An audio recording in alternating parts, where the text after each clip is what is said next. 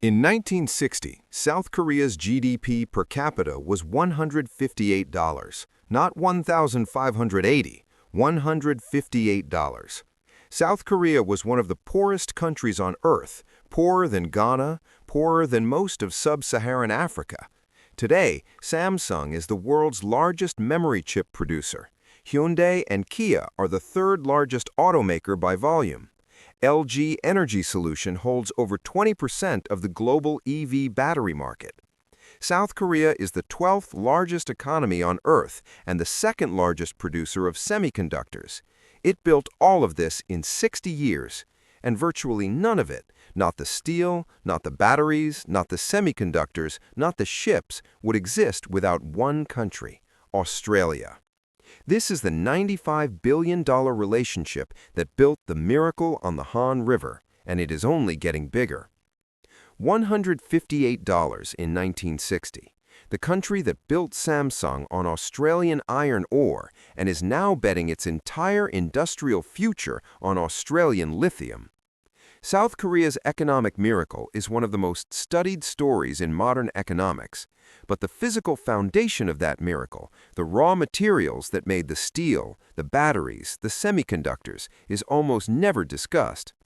POSCO, South Korea's steel giant and one of the most important companies in the country's industrial history, built its first furnace in 1968 on Australian iron ore. That relationship has never stopped. Today, South Korea is 95% dependent on imported critical minerals, with 80% of processed inputs coming from China.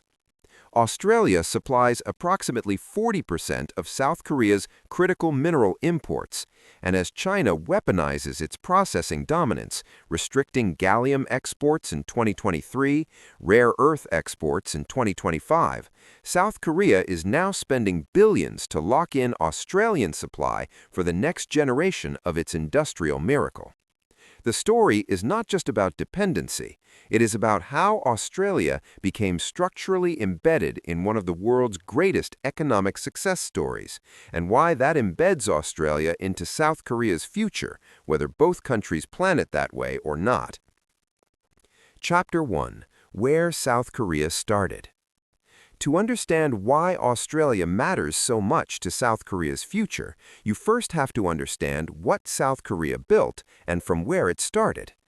In 1960, South Korea was not just poor by the standards of the developed world, it was poor by the standards of the developing world.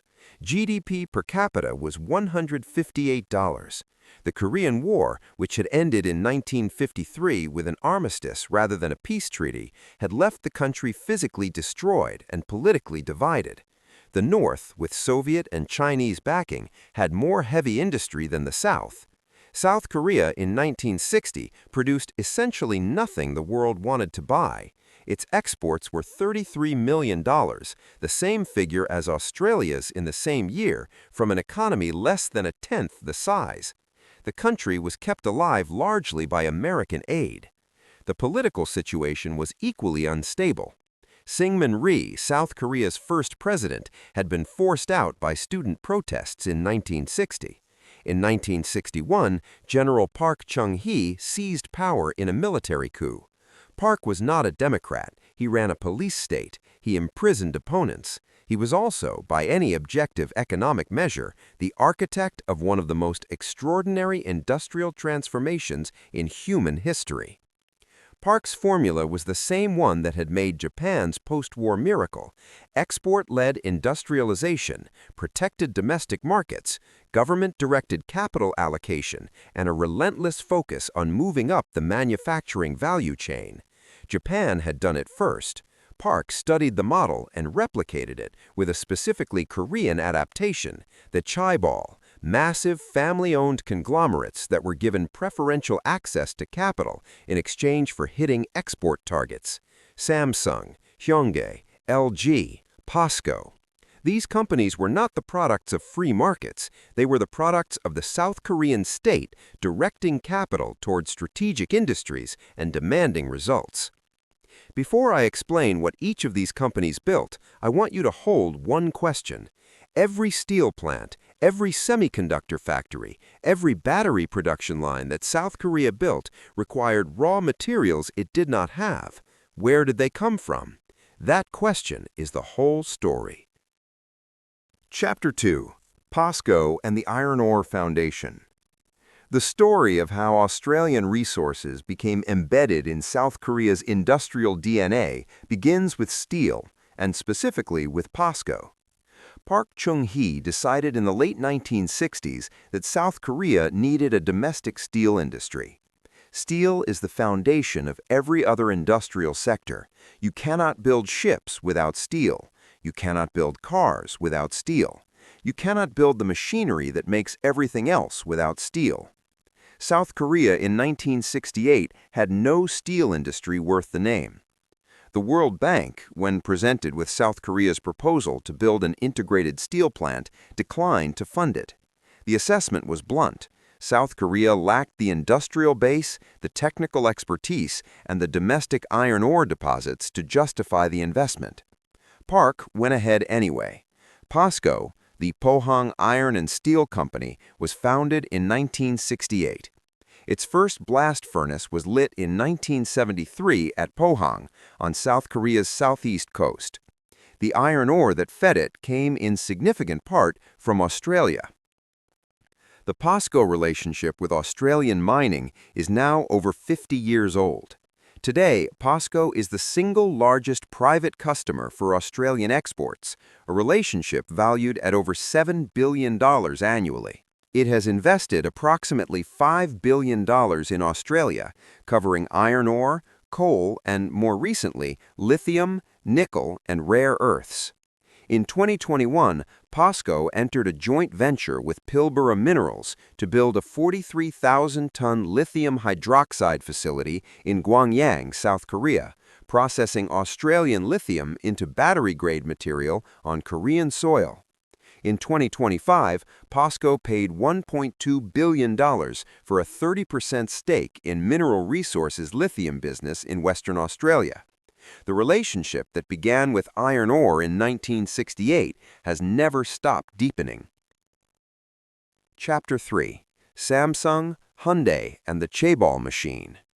Steel was the foundation, but the chaebol built on top of it at a speed and scale that conventional economics would not have predicted.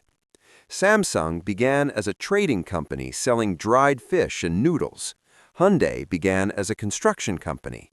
LG began as a chemical manufacturer. Each was selected by the Park government, given access to cheap capital, and directed toward an industrial target. Each hit its targets and was rewarded with more capital, more market access, and more government contracts. The system worked because the accountability was real. Miss the export targets, and the preferential treatment disappeared.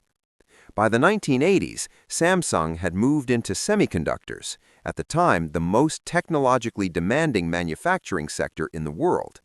The decision to enter DRAM memory chips was made at the moment when the global market was collapsing, and every Western analyst was calling it a terrible decision.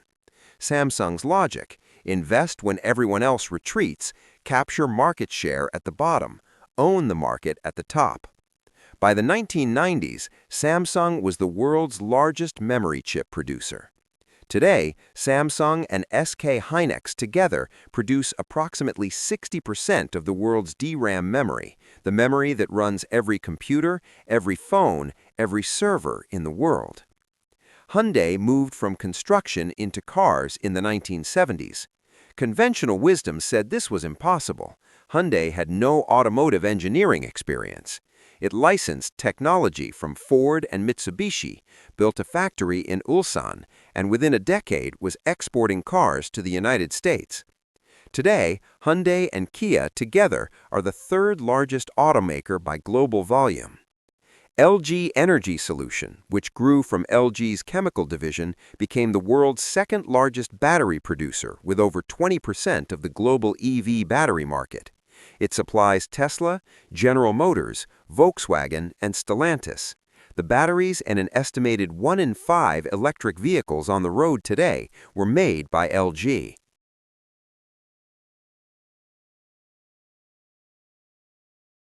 Chapter 4. What the Miracle Consumes. South Korea's miracle consumes resources at an extraordinary rate. The country has 52 million people on a peninsula the size of Indiana.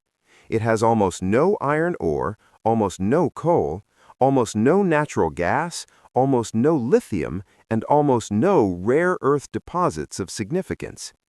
Every ton of steel requires imported iron ore and imported coking coal. Every EV battery requires imported lithium, imported nickel, and imported cobalt.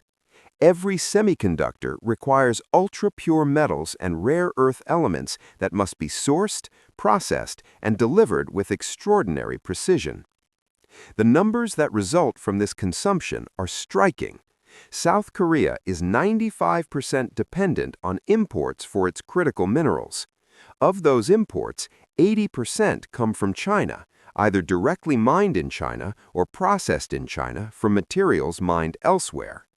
Samsung SDI, SK Innovation, and LG Energy Solution are, in the words of the ASPI strategist, totally dependent on critical mineral imports for production of batteries. Samsung Electronics and SK Hynix need specialized critical minerals for semiconductor manufacture.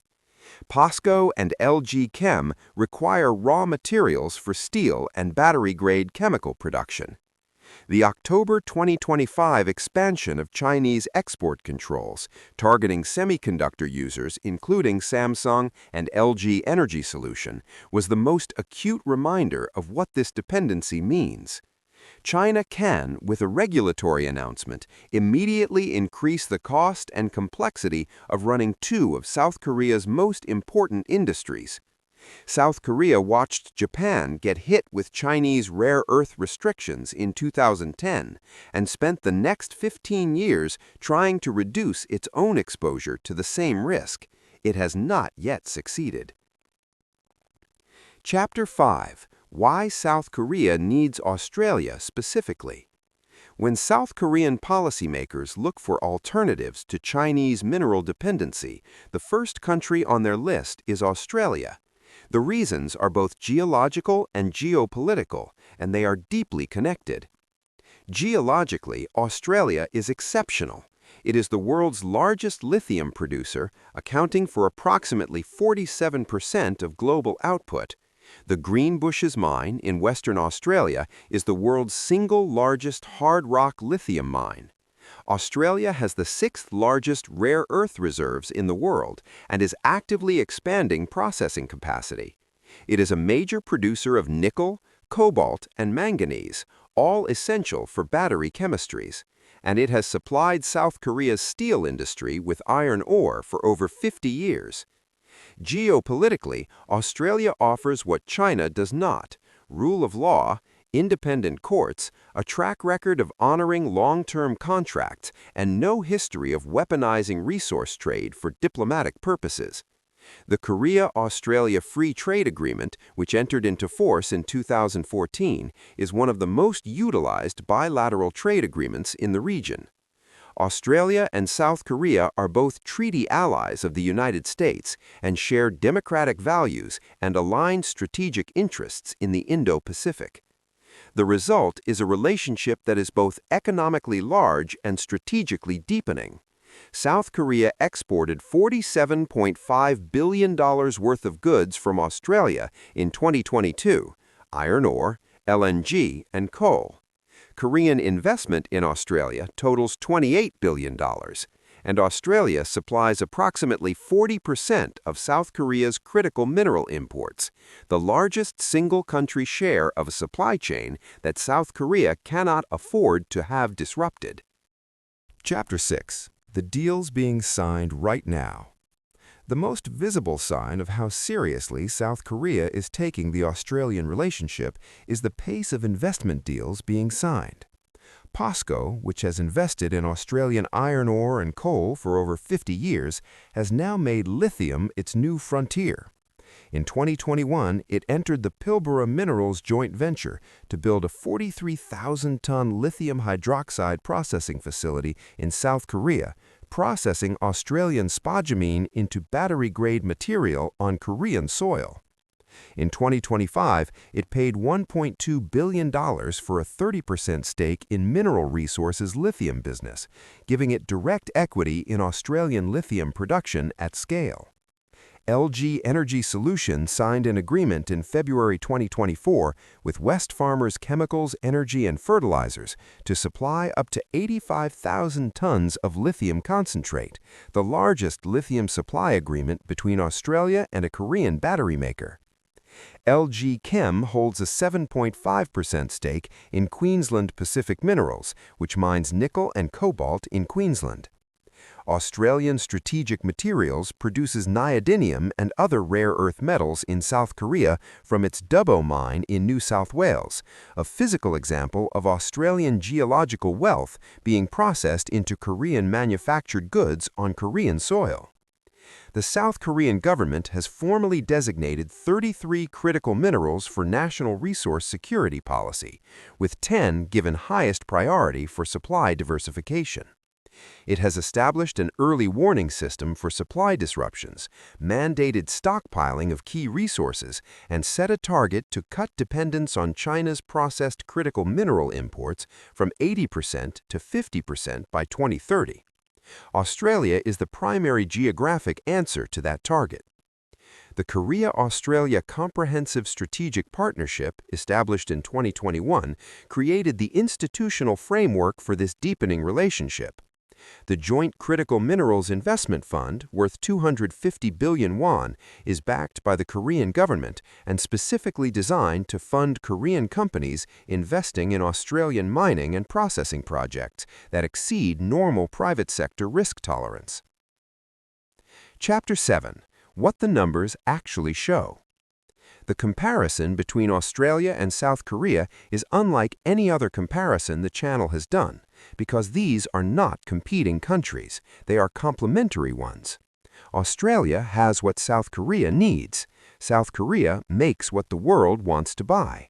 The relationship is structurally symbiotic in ways that make it more durable than most trade relationships. But the comparison reveals something else, the asymmetry of dependency. South Korea needs Australian resources to run its factories. Australia needs Korean customers for its exports, but has many alternative customers. China, Japan, India, and the United States all want what Australia has.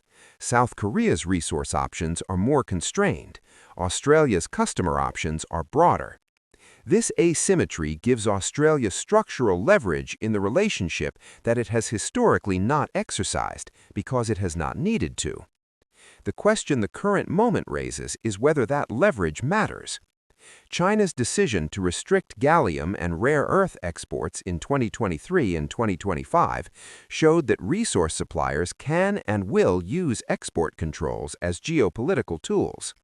Australia has consistently chosen not to. Its 2014 Korea FTA, its 2015 Japan EPA, its 2023 India ECTA all reflect a strategy of open, rules-based resource trade rather than resource nationalism. That consistency itself is a competitive advantage.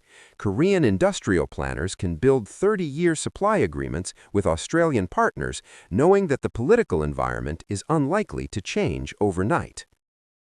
Chapter 8. Why this relationship will only get bigger. In 1960, South Korea had $158 per capita and almost nothing else. Australia was 13 times richer. The chaebol transformed that starting point into the world's 12th largest economy, but did so by building an industrial structure that consumes more raw materials per dollar of output than almost any comparable economy. That consumption is not a flaw in South Korea's model. It is the model. The miracle runs on imported resources. Australia supplies more of those resources than any other single country. POSCO has been buying Australian iron ore for more than 50 years. Samsung's batteries run on Australian lithium. LG's supply chain runs through Western Australia. And as South Korea's economy evolves from steel and ships toward batteries, semiconductors, and defense technology, the specific Australian resources it needs change, from iron ore and coal toward lithium, rare earths, nickel, and cobalt. But the dependency on Australian geological endowment does not reduce, it deepens. The energy transition is the mechanism for this deepening. South Korea has pledged to become a global battery manufacturing powerhouse by 2030 as part of its carbon neutrality plan for 2050.